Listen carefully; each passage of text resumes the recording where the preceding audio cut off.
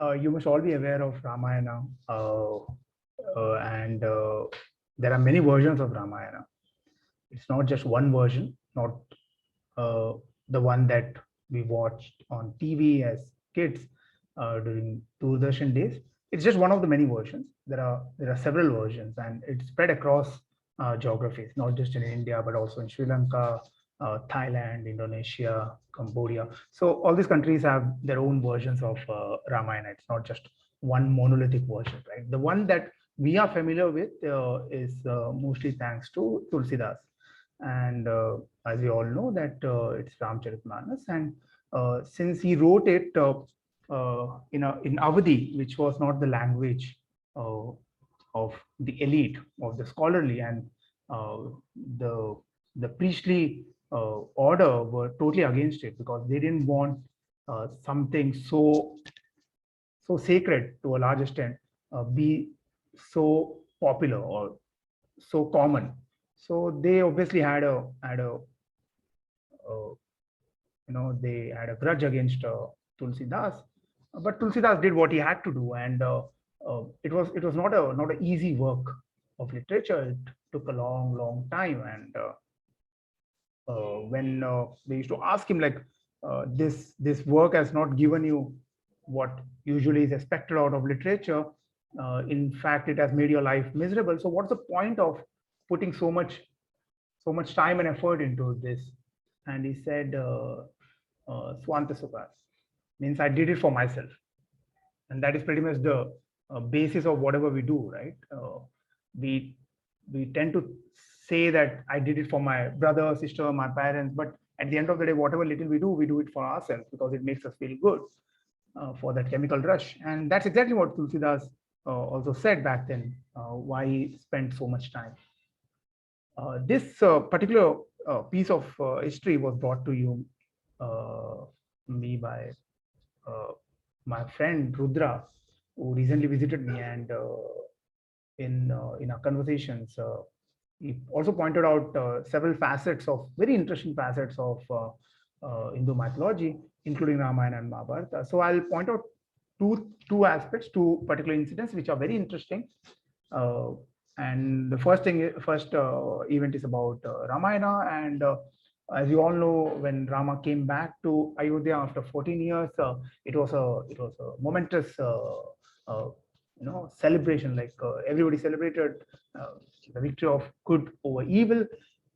But one little detail was brought to my attention by Rudra, and it was that when he reached Ayodhya, he went back to Ayodhya. The first person he hugged was not was not none of his brothers, uh, not even his mother Kausalya. It was Kaikeyi, the very woman who was responsible for his exile along with his wife and brother. He went and hugged her. And you know why he did that? Because he knew that she was the one who suffered the most.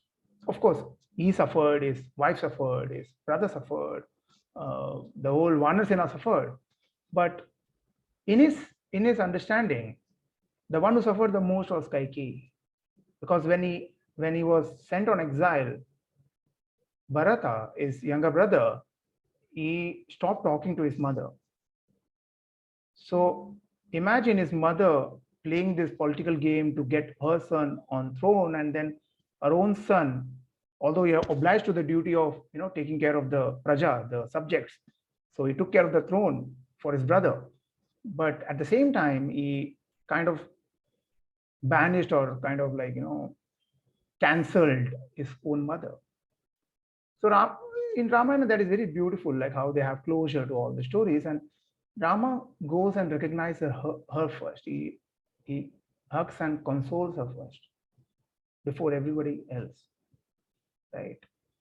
Because imagine the pain of doing whatever you did, for the sake of your own son, and then suffering silence from your own son. So he understood that.